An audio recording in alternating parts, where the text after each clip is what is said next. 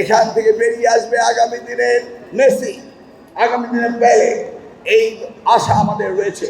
সেই জন্যই আমরা এই ছোট থেকেই তাদেরকে ক্রীড়ামোদী এবং খেলাধুলায় সম্পৃক্ত করছি। তবে আমার দেশের শিশুদের এই ব্যবস্থা হবে, ইনশাআল্লাহ ব্যবস্থা হয়েছে।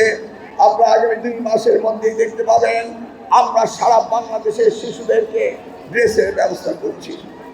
তিনি চান শিশু শুধু বই পড়বে তাই নয়, শিশুদের শিক্ষা হবে আনন্দময়।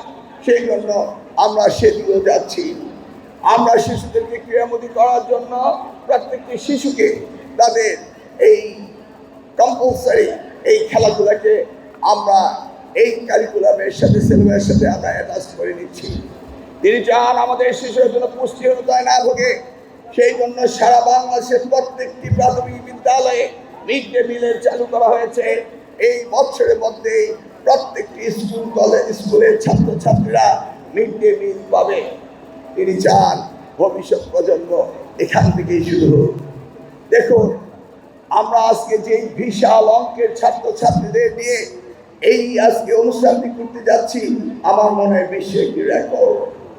65,000-এর উপরে প্রতিষ্ঠান এখানে প্রতিযোগিতা এসছে। এখান থেকে বেরিয়ে আসবে আগামী দিনের মেসি, আগামী দিনের পেলে। এই আশা আমাদের রয়েছে। সেই জন্যই আমরা এই ছোট থেকেই তাদেরকে ক্রীড়ামোদী এবং খেলাধুলায় সম্পৃক্ত করছি। আমরা দেখেছি এশিয়ান গেমসের নারীরা প্রতিযোগিতায় জিতে এসছে।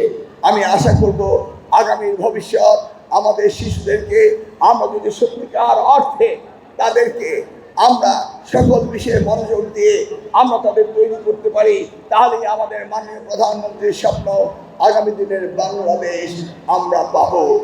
এই ভাবনা থেকে আজকের এই প্রতিযোগিতা ইতিমধ্যেই আমাদের প্রাথমিক স্কুলের যে 5ম পরিকল্পনা শুরু হয়েছে, সেখানে বাংলাদেশের একটি স্কুলও সেখানে ভবনবিহীন থাকবে না, একটি স্কুলে মিড ডে মিল ছাড়া থাকবে না, একটি বালক বালিকা শিক্ষার্থীও ড্রেস ছাড়া থাকবে না, এবং তাদেরকে আনন্দময় শিক্ষার ব্যবস্থা দেওয়া হবে এবং সামনের দিকে তারা এগিয়ে যাবে।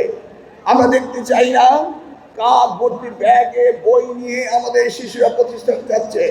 আমরা দেখতে চাই তারা হাসতে হাসতে খেলতে খেলতে তারা প্রতিযোগিতার মধ্য দিয়ে আগামী দিনে বাংলাদেশকে গড়ে তুলবে।